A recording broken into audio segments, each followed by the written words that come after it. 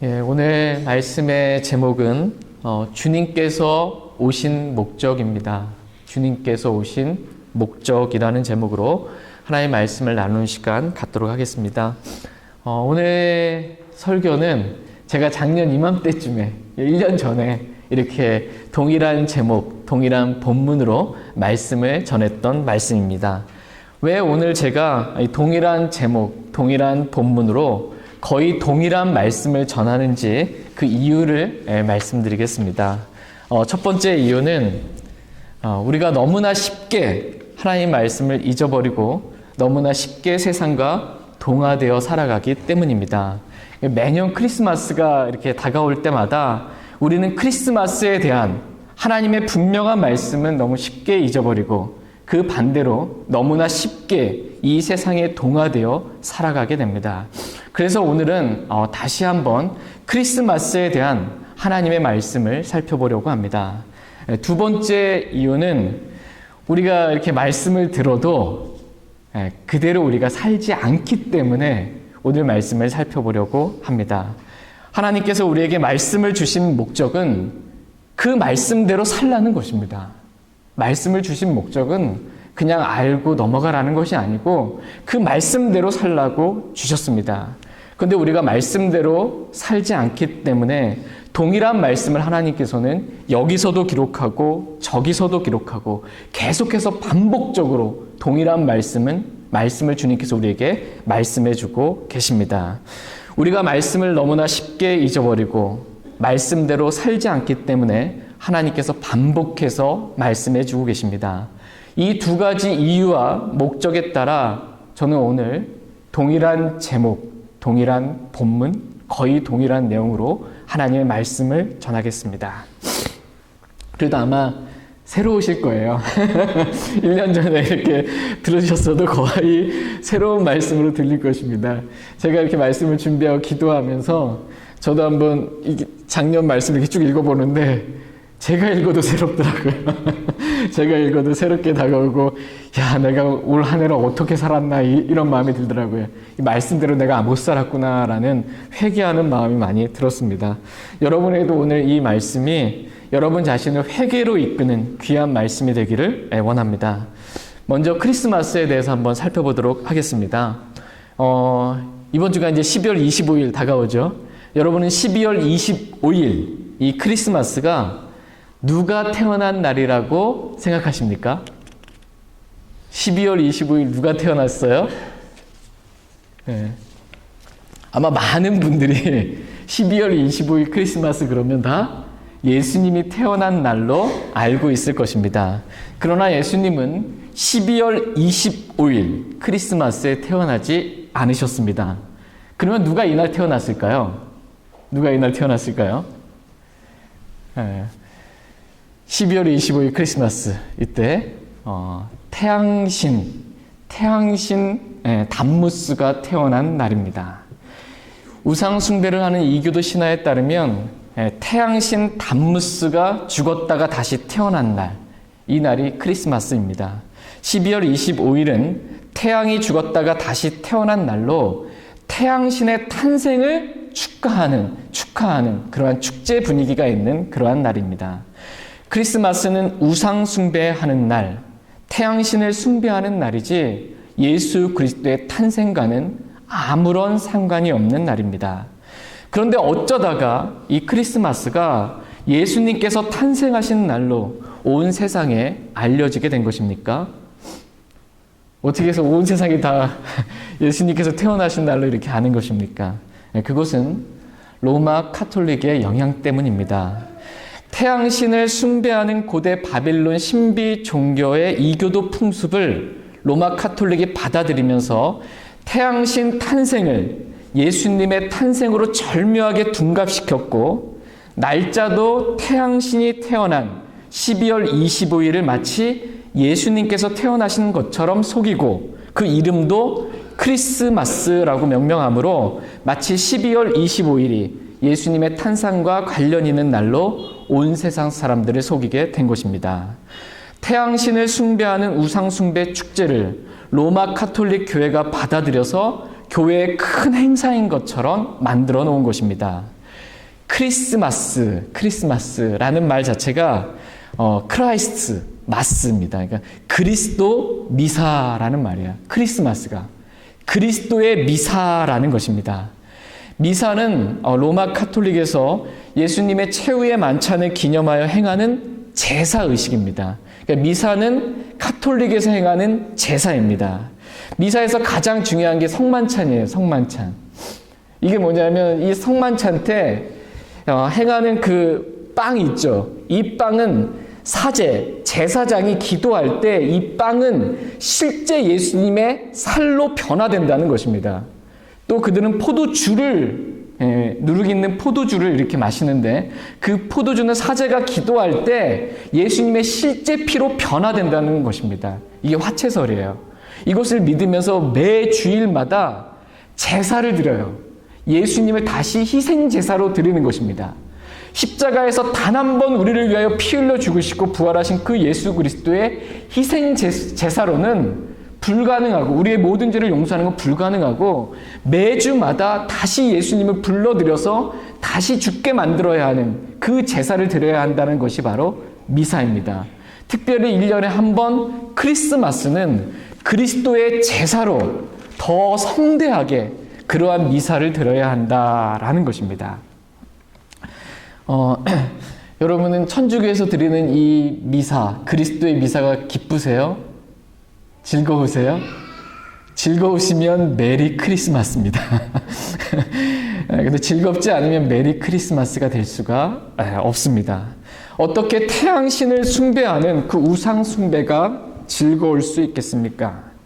이와 같이 크리스마스는 태양을 섬기는 우상 숭배를 먼저 로마 카톨릭이 받아들이고 또 그것을 로마 카톨릭에서 나온 개신교회들이 마치 크리스마스가 교회가 반드시 지켜야 하는 축제인 것처럼 큰 행사로 만들어 놓은 것입니다. 그래서 오늘날 대부분의 교회들이 크리스마스를 예수님이 태어나신 줄로 알고 당연히 지켜야 하는 큰 행사인 줄 알고 기쁘다 구주 오셨네 라고 찬양하며 연극도 하고 선물도 나누어 주는 것입니다. 그러나 우리 구주 예수 그리스도께서는 12월 25일 크리스마스에 오지 않으셨습니다. 이교도들이 말하는 구주, 태양신, 마귀는 12월 25일 크리스마스에 왔을지 모르지만 우리 주 예수 그리스도는 이날에 오지 않으셨습니다. 많은 그리스도인들이 이 사실을 알면서도 아시죠, 여러분? 많은 그리스도인들이 이 사실을 다 알면서도 여전히 12월 25일을 예수님께서 오신 날로 기쁘다 구주 오셨네 라고 외치며 마치 이날 진짜 주님께서 오신 것처럼 크리스마스 행사를 지킵니다. 그래서 어떤 목사님은 크리스마스를 교회가 집단적으로 거짓말하는 날이라고 이렇게 말씀하십니다. 교회가 집단적으로 거짓말하는 날. 왜 그날이에요? 크리스마스 주님 안 오셨는데 다들 온 교회 성도들이 교회에 모여가지고서 서로 예수님 오신 것처럼 거짓말하는 겁니다. 이날 안 왔다는 거 자기도 알면서 온 것처럼 거짓말한다는 것입니다. 만우절도 아닌데 이날 마치 예수님 온 것처럼 세상 사람들을 향해서 거짓말을 하고 있다라는 것입니다.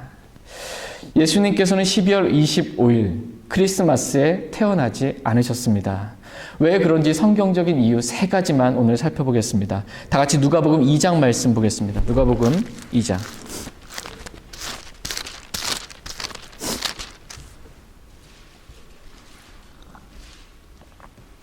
누가복음 2장 8절 11절 말씀 보겠습니다. 누가복음 2장 8절 11절 8절 말씀 제가 먼저 읽겠습니다. 누가복음 2장 8절 11절입니다. 8절 읽겠습니다. 바로 그 지역에서 목자들이 들에 거하며 밤에 자기 양떼를 지키더라. 이날 다윗의 도시에 너희를 위해 구원자 곧 그리스도 주께서 태어나셨느니라. 바로 그 지역에서, 베들레헴 그 지역에서 목자들이 지금 들에 거하면서 밤에 자기 양떼들을 지키고 있었습니다. 바로 그날 다윗의 도시 베들레헴에서 너희를 위해 구원자 곧 그리스도 주께서 태어나셨다라고 주의 천사가 들에 거하고 있는 목자들에게 알려준 것입니다. 그렇다면 예수님께서 태어나실 때 목자들은 지금 어디에 있었어요? 예, 들에 있었습니다. 목자들은 들에 있었어요. 들에서 밤을 새고 있는 거예요. 자기 양떼들을 지키면서. 그런데 이 팔레스타인 지방의 겨울, 이 12월 달에는 낮은 뜨겁고 밤은 매우 춥습니다. 그리고 이 밴쿠버처럼 비가 많이 오는 계절이 바로 겨울입니다. 그래서 당시에 유대인들은 3월이나 4월 초부터 양떼들을 들여서 방목하다가 10월 초에 첫비가 내리기 시작하면 이제 겨울로 접어들면서 매우 추워지게 됩니다. 10월 초가 이렇게 넘어가게 되면. 그래서 10월 초에 첫비가 내릴 때 그때 이제 양들을 다 모아다가 집 안에서 그 우리 안에서 이렇게 양들을 돌보고 겨울을 났습니다. 그러므로 예수님께서 태어나셨을 때는 이제 들의 목자들이 자기 양떼를 지키고 있었기 때문에 12월 달은 절대로 될 수가 없다는 것입니다. 10월 초, 늦어도 10월 중순 이전에는 다 목자들은 안에 들어온 거예요. 집 안으로. 양들도 그렇고. 그래서 12월 25일은 예수 그리스도께서 태어난 날이 결코 아니다라고 성경 분명히 말씀하십니다. 두 번째로 누가복음 2장 5절 6절 말씀 보겠습니다. 누가복음 2장 5절 6절 말씀. 5절 6절 같이 읽겠습니다. 자기의 정혼한 아내 마리아와 함께 조세 동록을 하려고 하였는데 그녀가 아이를 베어 배가 불렀더라.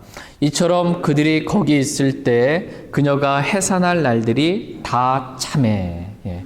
지금 요셉이 자기와 정혼한 마리아와 함께 조세 동록을 하기 위해서 갈릴리에서 지금 베들레헴까지 여행을 해서 온 것입니다. 마리아의 지금 상태가 어떠해요? 배가 불러서 거의 해산할 때가 다 찼다. 만삭의 몸을 이끌고 지금 여행을 하고 있는 것입니다. 그런데 이 팔레스타인 땅의 이 겨울은 너무나 춥기 때문에 여자나 어린아이가 겨울에 여행을 할 수가 거의 불가능합니다.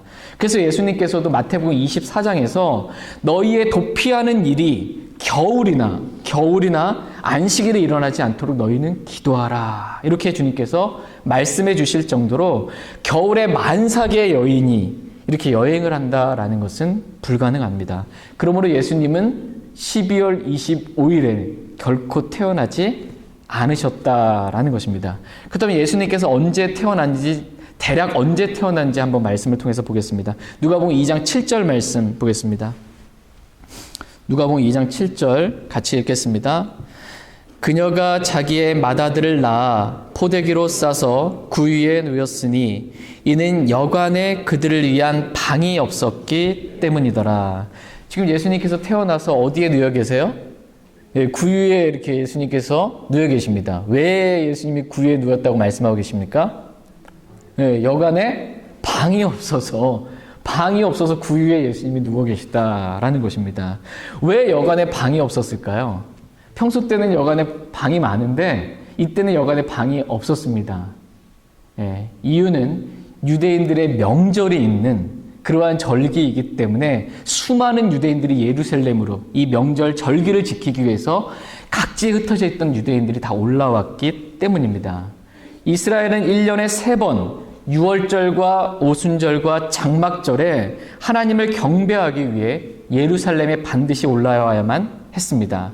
특별히 9월 중순에서 10월 중순 이 사이에는 유대인들의 7대 절기 가운데 나팔절과 속죄일과 장막절을 지키기 위해서 유대인들이 예루살렘에 많이 모이게 된 것입니다. 그러므로 이때 여관에 방이 없게 된 것입니다. 그러므로 예수님께서 태어나신 날은 이 9월 중순에서 10월 중순 사이 이 경에, 특별히 장막절 경에 예수님께서 태어나셨다라는 것을 성경을 통해서 살펴볼 수 있습니다. 요한복음 1장 14절 말씀에 보면 말씀이 육신이 되어 우리 가운데 거하심에 라고 말씀하십니다.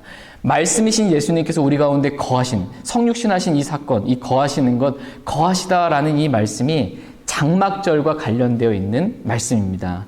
그러므로 예수님께서는 12월 25일에 태어난 것이 아니고 유대인들의 절기 가운데 하나인 장막절에 이 장막절과 관련해서 9월 중순에서 10월 중순 사이에 태어나신 것을 성경을 통해서 볼 수 있습니다. 근데 성경은 예수님께서 태어나신 날을 몇 월 며칠이다 이렇게 말씀해 주세요. 안 그러세요? 안 그러세요. 예수님께서 며칠 날 태어나셨는지 말씀해 주고 계시지 않습니다. 대략 이때였겠구나라고 짐작할 수 있게끔만 하시지 직접 몇 월 며칠이다라고 분명하게 말씀하지 않으십니다. 이유가 뭘까요? 왜 말씀해 주지 않을까요? 답은 쉽습니다, 늘. 맞습니다. 몰라도 되기 때문에 굳이 알려고 하지 말라는 것입니다. 몰라도 되기 때문에 예수님 태어나는 알려고 하지 말라라는 것입니다. 저와 여러분이 알아야 할 것은 예수님이 태어나신 날이 아니라 예수님께서 왜 태어나셨는지, 예수님께서 왜 오셨는지 그 목적을 알아야 한다라는 것입니다. 그래서 하나님께서는 성경에 예수님께서 태어나신 날에 대해서는 기록해주고 있지 않고 예수님께서 이 땅에 오신 목적에 대해서는 너무나 분명하게 말씀에 기록해주고 계십니다. 다 같이 마태복음 18장 11절 말씀 보겠습니다. 마태복음 18장 11절.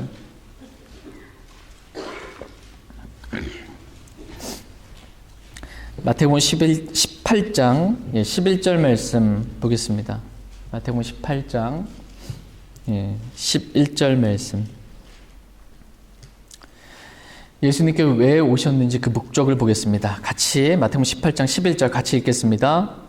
사람의 아들은 잃어버린 것을 구원하려고 왔느니라. 아멘.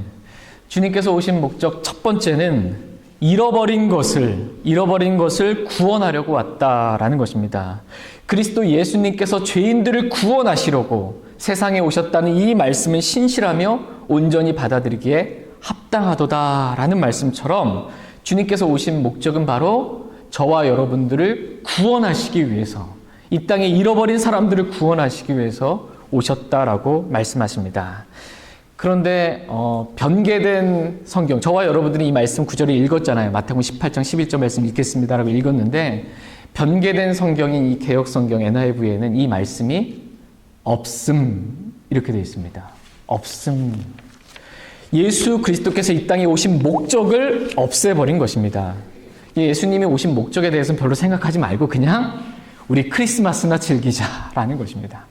예수님이 왜 오셨는지 이거 기억하지 말고 크리스마스나 그냥 즐겁게 보내자라는 것입니다. 그래서 많은 사람들이 크리스마스 때 교회에 모여 성가도 부르고 연극도 하고 다양한 행사들도 하지만 정작 예수님께서 오신 목적, 바로 나를 구원하시기 위해서 오신 그 목적에 대해서는 잘 모르는 것입니다. 그래서 교회는 다니지만 크리스마스 행사에 대해서 열심히 준비는 했지만 정작 자신이 구원받았는지 구원받지 않았는지, 내가 오늘 죽으면 하늘나라 갈 수 있는지 이것에 대해서는 확신이 없는 것입니다.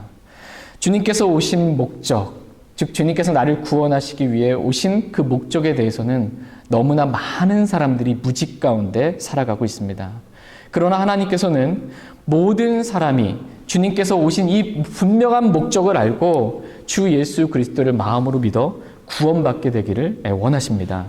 그 사명을 지상명령으로 저와 여러분들에게, 저희 교회에게 맡겨주셨다라고 성경은 말씀하십니다. 저희 모두가 주님께서 다시 오시는 그날까지 주님께서 오신 목적인 잃어버린 자를 구원하는 복음을 전하는 일에 저희와 또 저의 자신을, 우리 교회를 온전히 주님께 드릴 수 있길 원합니다. 두 번째로 주님께서 오신 목적이 오늘 본문 말씀에 기록되어 있습니다. 다 같이 로마서 14장 말씀 보겠습니다. 로마서 14장 8절 9절 말씀 보겠습니다.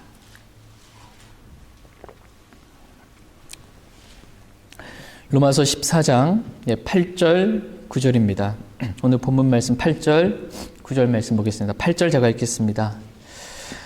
우리가 살아도 주를 위해 살고 죽어도 주를 위해 죽나니 그러므로 살든지 죽든지 우리가 주의 것이로다. 이 목적을 위해 그리스도께서 죽으시고 일어나사 다시 살아나셨으니 이것은 그분께서 죽은 자와 산 자의 주가 되게 되려 하심이라. 아멘. 주님께서 오신 목적 두 번째는 구원받은 저와 여러분들이 살아도 주를 위해 살고 죽어도 주를 위해 죽게 하기 위함이다 라고 말씀하십니다.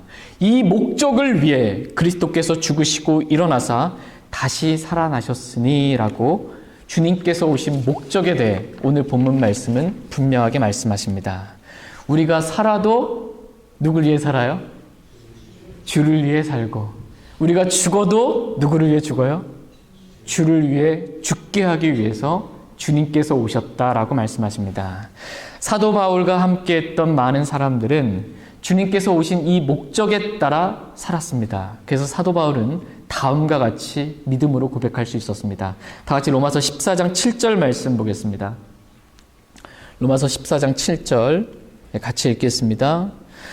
우리 중에 아무도 자기를 위해 살지 아니하고 또 아무도 자기를 위해 죽지 아니하는도다. 아멘. 정말 놀라운 믿음의 고백입니다. 우리 중에 아무도 자기를 위해 살지 아니하고 또 아무도 자기를 위해 죽지 않는다라고 고백하고 있습니다. 주님께서 오신 목적을 사도 바울과 함께 했던 사람들은 너무나 분명하게 이루며 살고 있다라는 것입니다. 그렇다면 저와 여러분들은 어떻습니까? 우리도 이렇게 사도 바울과 같이 우리 중에 아무도 자기를 위해 사는 사람이 없고 우리 중에 아무도 자기를 위해 죽는 사람이 없다라고 담대하게 믿음으로 고백하실 수 있으십니까? 어쩌면 현실은 그 반대일 수 있습니다. 우리 중에 아무도 주를 위해 살지 아니하고 아무도 주를 위해 죽지 아니하는도다라고 한탄하며 눈물을 흘릴 수 있는 것입니다. 어쩌면 이러한 고백이 정직한 고백일 수 있습니다. 왜냐하면 오늘날 많은 그리스도인들은 주님을 믿는다라고 입으로는 고백하지만 실제 삶에 있어서는 주님을 부인하고 주님을 위해 살지 않고 주님을 위해 죽으려고 하지 않기 때문입니다. 다 어떻게 해서든 자기를 위해 살고 어떻게 해서든 내가 잘 죽을까라고 생각하며 그것만 염려하며 살기 때문입니다. 어떻게 보면 우리 중 아무도 주를 위해 살고 주를 위해 죽기로 작정한 사람이 없는 것처럼 보일 때도 있습니다. 그러나 성경은 다른 사람에 대해서 판단하지 말고 정말 내 자신이 주를 위해서 살고 주를 위해서 죽고자 하는지 먼저 내 자신을 살펴보라라고 성경은 말씀하십니다. 그래서 곧 이어지는 말씀이 다음과 같은 말씀입니다. 다 같이 로마서 14장 10절 말씀 보겠습니다. 로마서 14장 10절 말씀 같이 읽겠습니다. 그런데 내가 어찌하여 내 형제를 판단하느냐? 어찌하여 내 형제를 무시하느냐? 우리가 다 그리스도의 심판석 앞에 서리라. 우리는 그리스도의 심판석에서 형제를 판단하고 형제를 무시한 것에 대해서 심판을 받게 될 것입니다. 그러므로 다른 사람을 판단하지 말고 정말 내가 주님께서 오신 목적에 따라 내가 주를 위해서 살고 주를 위해서 죽고자 하는 그 마음을 내가 갖고 있는지 정말 실제 삶에 내가 그렇게 살고 있는지 먼저 내 자신을 판단하라라고 주님은 말씀하고 계십니다. 왜냐하면 저와 여러분들은 반드시 다 그리스도의 심판석 앞에 서서 각자가 주님 앞에서 회개의 보고를 해야 하기 때문입니다. 다시 로마서 14장 11절 12절 말씀 보겠습니다. 11절 12절입니다. 11절 제가 먼저 읽겠습니다. 기록된 바 내가 살아있음을 두고 맹세하노니 모든 무릎이 내게 굴복하고 모든 혀가 하나님에게 자백하리라. 주가 말하노라 하였느니라. 그러므로 이와 같이 우리 각 사람이 자신에 관하여 하나님께 회개 보고를 하리라. 우리는 그리스도의 심판석에서 무릎을 꿇고 우리 자신에 대해 하나님께 회개 보고를 해야 합니다. 내가 정말 주님께서 오신 목적에 따라 주를 위해 살고 주를 위해 죽었는지 아니면 나를 위해 살고 나를 위해 죽고자 하는지 우리는 회개 보고를 하게 될 것입니다. 그때 여러분은 하나님께 어떻게 회개 보고를 드리시겠습니까? 1년 전에도 이 말씀을 듣고 지금도 이 말씀을 동일하게 듣고 또 저는 전하고 있습니다. 근데 과연 2015년 한 해를 우리는 어떻게 정말 주를 위해 살았는지 우리 자신을 되돌아보는 시간 갖길 원합니다. 여러분은 올 한 해를 누구를 위해 사셨습니까? 주님을 위해 사셨습니까? 아니면 나를 위해 사셨습니까? 만약 나를 위해 사셨다면 우리가 하늘에 올라가 그리스도의 심판석 앞에 서게 될 때 우리는 보상의 손실을 당하게 될 것입니다. 그런데 우리의 육신은 끊임없이 나를 위해 살고자 계획합니다. 먹든지 마시든지 무엇을 하든지 다 나를 위해 살고자 하는 그러한 계획들 뿐입니다.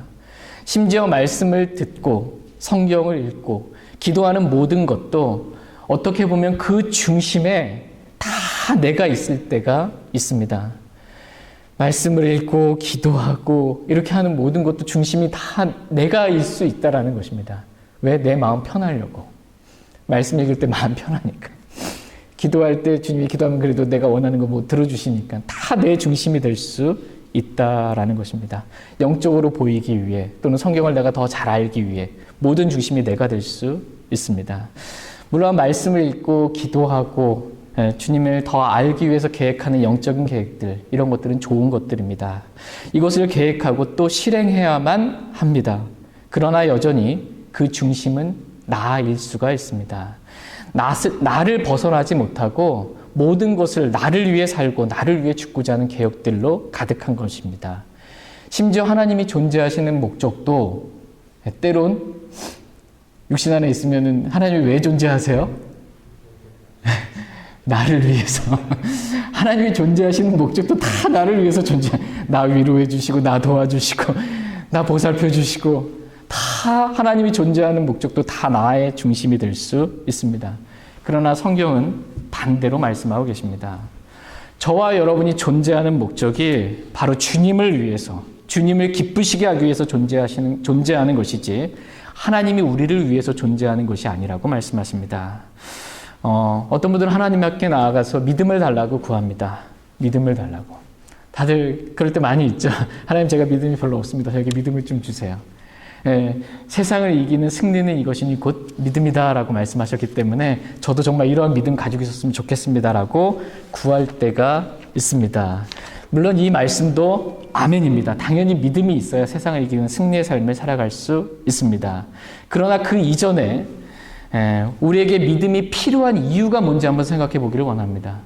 왜 우리에게 믿음이 필요한 것입니까? 나를 위해서 믿음이 필요한 것입니까? 주님을 위해서 믿음이 필요한 것입니까? 우리에게 믿음이 필요한 이유는 주님을 위해서 필요한 것입니다. 오늘 본문 말씀은 우리가 살아도 주를 위해 살고 죽어도 주를 위해 죽나니 그러므로 살든지 죽든지 우리가 주의 것이로다 라고 말씀하십니다. 저와 여러분들은 주님의 것입니다. 그래서 주님께서 주님의 것인 저와 여러분들을 사용하기를 원하세요. 주님의 뜻대로 저와 여러분들을 사용하기를 원하세요. 근데 주님은 믿음이 없는 사람은 사용하실 수가 없으십니다. 그래서 주님께서 믿음이 필요하신 거예요. 믿음이 없는 사람은 주님이 말씀하셔도 아멘하고 움직여요, 안 움직여요? 안 가요. 믿음이 없는 사람은 사용하실 수 없기 때문에 주님께서는 믿음이 중요하다라고 말씀하고 계십니다. 믿음이 있어야 주님을 위해 살고 주님을 위하여 죽을 수 있기 때문입니다. 믿음은 내가 원하는 뭔가를 얻기 위해서 필요한 것이 아니고 믿음은 주님께서 주님의 것인 나를 사용하기 위해서 자유롭게 나를 사용하시기 위해서 필요한 것이 바로 믿음입니다. 모든 것의 중심이 내가 아니요 그리스도입니다. 이 목적을 위해 그리스도께서 죽으시고 일어나사 다시 살아나셨다라고 말씀하십니다. 살아도 주를 위하여 살고 죽어도 주를 위하여 죽기 위하여 주님께서 오신 것입니다. 그렇다면 어떻게 우리가 주님께서 오신 이 목적에 따라 저와 여러분들이 살아도 주를 위해 살고 죽어도 주를 위해 죽을 수 있겠습니까? 같이 한번 생각해 보기를 원합니다. 어떻게 하면 우리가 내년 한 해를 주를 위해 살고 주를 위해 죽을 수 있겠습니까? 그러한 마음을 가지고 살아갈 수 있겠습니까? 방법은 단 하나, 십자가밖에는 없습니다. 십자가 외에는 없습니다. 철저히 나 중심적인 내가 죽지 않은 한 이러한 삶은 불가능입니다. 나를 완전히 벗어날 수 있는 것은 내가 그리스도와 함께 죽는 십자가 외에는 없습니다. 그래서 주님께서 십자가에서 저와 여러분들을, 바로 나를, 나의 육신을 그리스도와 함께 못 박혀 죽게 만드신 것입니다. 이렇게 내가 죽어야만 나 중심적인 삶에서 완전히 벗어나 자유롭게 될 수 있습니다. 우리는 언제서부터 나 중심적인 삶을 살게 되었습니까? 언제서부터 나 중심적인 삶을 그렇게 살았어요? 나를 위해서 먹고 마시고 생각하고 내 거 뭐 챙기고. 태어날 때부터입니다. 태어날 때에서부터, 어린아이 때부터 나를 위해 살고 나를 위해서 뭔가를 하고자 하는 마음밖에 없었던 것입니다. 이런 우리를 주님을 위해 살고 주님을 위해 죽고자 하는 사람들로 주님께서 바꾸시기 위해서 필요한 것, 이것은 바로 나를 죽이는 십자가밖에 없습니다. 주님을 위해 살고 주님을 위해 죽고자 하는 새 생명을 하나님께서는 저와 여러분들에게 십자가를 통해서 허락해 주셨습니다. 구원받은 그리스도인이라면 누구나 이러한 마음을 가지고 살아갈 수 있습니다. 왜냐하면 저는 죽었잖아요. 그리고 그리스도께서 우리 안에 들어오셨잖아요. 그리스도의 생명은 뭐냐 하면 새 생명, 그리스도의 생명은 주님을 위해 살고 주님을 위해 죽고자 하는 생명밖에 없습니다. 육신의 생명은 죽었고요. 그리스도의 생명이 내 안에 들어왔는데 이 생명, 이 새 생명은 주님을 위해 살고 주님을 위해 죽고자 하는 그러한 마음인 것입니다. 저와 여러분들에게 이러한 생명을 주셨다라고 성경은 말씀하고 계십니다. 그렇기 때문에 십자가가 중요합니다. 십자가. 여러분 어떻게 못이 좀 박히실 것 같지 않으세요? 십자가.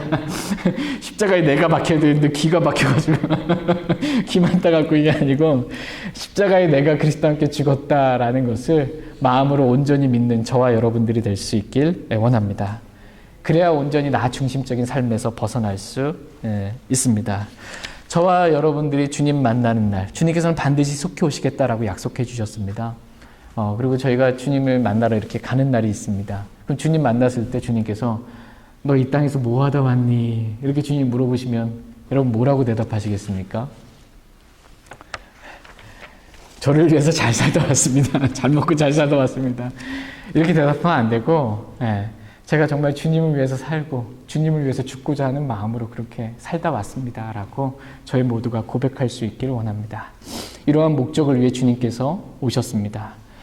주님께서는 저와 여러분들에게 아직 오래 좀 남았지만, 며칠 남았지만 아직 주님 오시지 않으셨어요. 내년 한 해 더 주님이 허락해 주실 수 있는데 그 이유와 목적은 좀 이제는 나를 위해 사는 거 그만두고 주를 위해 사는 그 십자가의 삶을 조금이라도 좀 더 배우고 오라고, 그 삶을 직접 한번 살아보고 오라고 주님께서 저와 여러분들에게 2016년 한 해를 더 은혜로, 선물로 허락해 주셨습니다. 저와 여러분 모두가 이렇게 내년 한 해를 주님을 위해 살고자 하는 십자가의 삶을 더 추구하는 그런 한 해가 될 수 있었으면 좋겠습니다. 히브리서 2장 1절 말씀에 보면 주님의 말씀이 너무 쉽게 빠져나간다. 말씀이 빠져나가라고 이렇게 표현하고 계세요. 십자가의 말씀을 들었잖아요. 근데 이 말씀을 듣고 그대로 이제 몇 순간을 이렇게 진짜 완전히 자아로부터 벗어나서 이 십자가의 삶의 기쁨의 삶을 살았던 순간도 있을 거예요. 어느 순간 지나다 보면 말씀이 빠져나갔어요. 특별히 십자가의 말씀은 금방 잘 빠져나갑니다. 그래서 이 삶을 살지 못하고 여전히 내가 사는 육신의 삶을 살 때가 많습니다. 그래서 주님께서는 저와 여러분들에게 주님 만나는 그날까지 다시 한번 기회를 주실 테니 주님을 위해서 이 십자가의 삶, 내가 죽고 그리스도께서 하시는 삶을 다시 한번 살라고 저와 여러분들에게 오늘 이 말씀을 허락해 주신 줄 믿습니다. 다시 오늘 본문 말씀인 로마서 14장 7절 8절 말씀 읽고 오늘 말씀 정리하고 마치겠습니다. 로마서 14장 7절 8절 말씀 읽겠습니다. 7절 8절 같이 읽겠습니다. 우리 중에 아무도 자기를 위해 살지 아니하고 또 아무도 자기를 위해 죽지 아니하는도다. 우리가 살아도 주를 위해 살고 죽어도 주를 위해 죽나니 그러므로 살든지 죽든지 우리가 주의 것이로다. 아멘. 오늘 저는 동일한 제목, 동일한 본문, 거의 동일한 내용으로 말씀을 전했습니다. 이유는 우리가 말씀을 너무나 쉽게 잊어버리기 때문입니다. 또 들어도 그 말씀대로 살지 않기 때문입니다. 1년이 지난 지금 과연 내가 얼마나 주님께서 오신 그 목적에 맞게 살았는지 우리 자신을 되돌아보고 주님 앞에 개인적으로 기도하는 그러한 시간 갖기를 원합니다. 그리고 주님의 은혜로 주어진 내년 한 해를 주님께서 오신 그 목적에 맞게 잃어버린 자들에게 복음을 전하는 한 해로, 주님을 위해 살기로, 주님을 위해 죽기로 작정하는 한 해로 주님께 온전히 우리 자신을 내어드릴 수 있길 원합니다. 다 같이 일어나셔서 오늘 들은 말씀 기억하고 주님 앞에 나아가 개인적으로 기도하는 시간 갖겠습니다.